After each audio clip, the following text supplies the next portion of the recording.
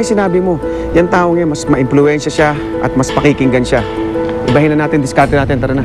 Romano, wala kang laban kay Federico. Tandaan mo, Elsa, hanggang buhay ako, pinapangako ko sa'yo, hindi ako papayag na magkawatak-watak ang pamilya natin. Talaga bang hindi pa kakasalan ni Inigo si Romana? At ang pinakamasaklap pa, ang umagaw si Crisanta. Anong klase kang tao?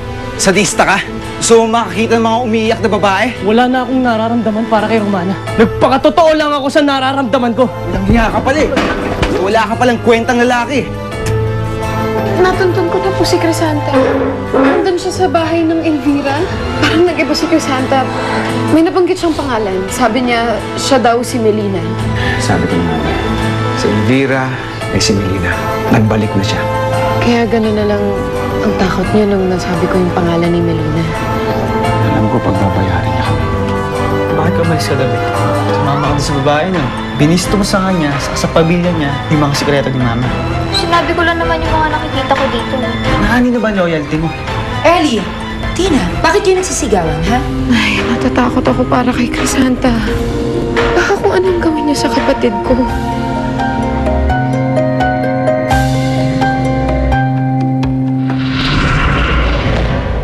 Ellie, bakit hindi ka sumagot? What's going on here, ha? Ma. Kinukulit ko lang si Tina. Wala po kasi magawa dito eh. Naiinip po ako. Oo nga po. Ang kulit niya nga po eh. Yeah. Fine. Ellie, tigilan mo na si Tina, ha? Magbihis ka. Aalis tayo. May pupuntahan tayong dinner. Okay?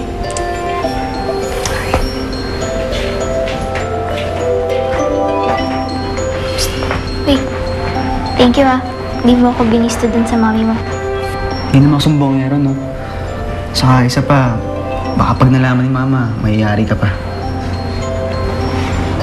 Malasakit ka rin naman pala sa akin kahit pa paano, no? Huh? Wala ah. Uy, ayaw mo ako mapahamak eh. Ayoko lang ng gulo. Basta sa susunod, huwag ka na kasing pakialamera, ha? Elvira, aalis ka na naman ba? Di ka ba natatakot na lumabas magpakita sa mga taga-baryo? Bakit ako matatakot, Salve? Sinunog nila ng buhay ang kakambal mo. Paano kung maisip nila na ikaw si Ma'am Melina, tapos parusahan ka nila ulit? Anong akala mo sa akin, Salve? Tanga? Sasabak ako sa isang gera nang hindi ako handa? Ano bang pinagsasabi mong paghahanda ang ginagawa mo? Nakalimutan mo na ba, Salve, ang ginawa kong basbas sa mga taga rito? Naghanda ako ng munting regalo sa bawat isang pamilya na naririto. Isang taos-pusong handog mula sa akin para sa inyo.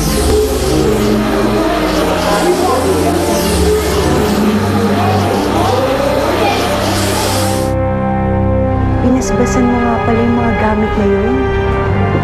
Nung tinanggap nila ang mga regalo mula sa akin, napasailalim na sila ng kapangyarihan ko, Salve. Wala na silang magagawa. Hindi na nila ako pwedeng labanan. Hawak ko silang lahat sa iyo. Andiyan na ang sundo ko. Ellie? Eliseo, let's go. Ellie? Come on. Sige po.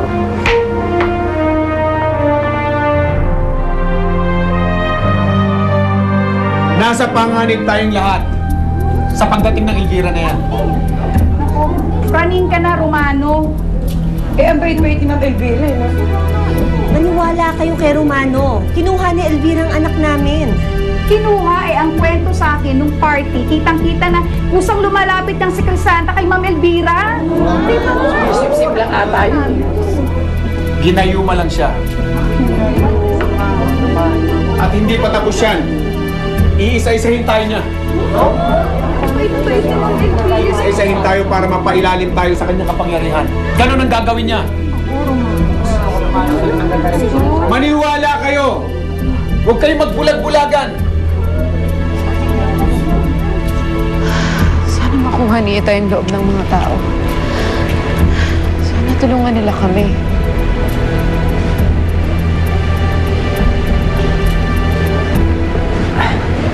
Romana, alam mo dapat pasalamatan mo ako. Bakit naman? Dahil pinagtanggol lang naman kita sa manloloko mong boyfriend. Inaway ko siya. Sinumbatan. Sinabi ko sa kanya, naggago siya dahil sa mga ginawa niya sa'yo. Dapat hindi mo na ginawa yun. Hindi, Romana.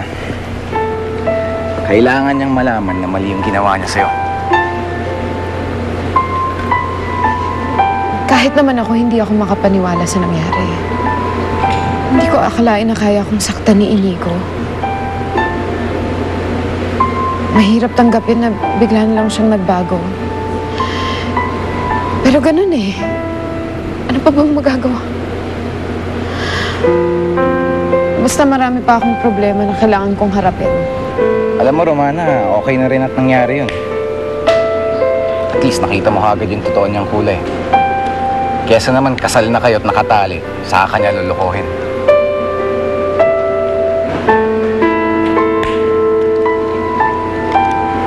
Huwag ka na malungkot. Hayaan mo na yun. Alam mo, kalimutan mo na yun. Wala namang kwentang tao yun. Uy, paraling na talaga yung tao eh. Kaya ang pinakamagandang gawin ngayon, lusubin natin si Elvira. Dahil si Elvira ay si Melina. Si Melina, matagal na patay si Melina. Nasisiraan ka na ng ulo eh. Babaliw ka na yata, Marty. Nasisiraan ka na. Nagaling mo sinasabi mo. Pare, tatapatin na kita, pare. Alanganin ako dyan sa sinasabi mo eh. Alam mo, wala namang pinakita si Ma'am Elvira kundi kabutihan sa atin eh. Di ba? Pare, siguro hindi malayo na sumama ng kusang loob si Crisanta. Di ba? Isa. Halika na. Gawin tayo. Huwag tayo mapapala rito. Paano si Crisanta? Ako na kukuha sa kanya. Ako na hahanap sa kanya. Sige.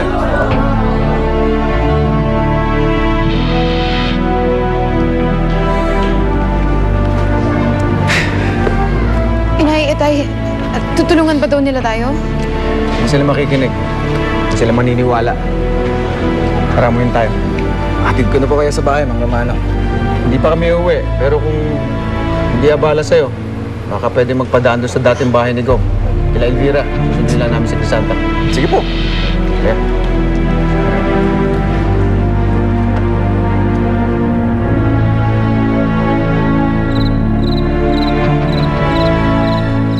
Federico, I'd like you to meet my one and only son, Eliseo. Ellie, Federico. See? Thank you. Kwento sa akin ng mami mo, you're not into any sport. What do you do for fun? Mabuti na yung ganon. You know, you're not into so many stuff. Hindi katulad ng anak ko, si Inigo. Kung ano-ano ang pinapasok. Motocross, racing, ay nako. Tuloy, siya yung tinatawag na Jack of all trades, Master of none. Ellie, salita ka na. Hindi naman po ako interesadong kausapin siya. Ma, sino ba siya? Paano siya pinasa sa buhay natin? Eh, hindi naman tayo kakilala niyan. Ellie. Saka hindi niya tayo maintindihan.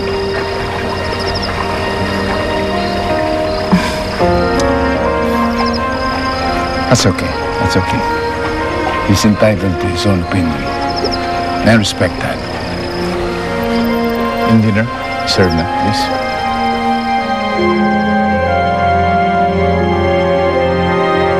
Kasalanan to ni Romana. Sigurado kung siya ang nagsumbong kay Antonio, kaya kanya sinugod. Wala akong pakialam. Santang isipin mo na lang yung sa ating dalawa. Pero nasaktan ka. Bakit ba kasi hindi pa manahimik ang Romana niya? Nakakainis sila ng pamilya ko. Ayaw nila tayong pasayahin. Magalit na silang lahat sa akin. Basta kahit anong mangyari, hindi kita iiwan. Pangako mo yan? Ikaw na talaga ngayon ang gusto ko, Crisanta. At hindi na ako magmamahal pa ng iba.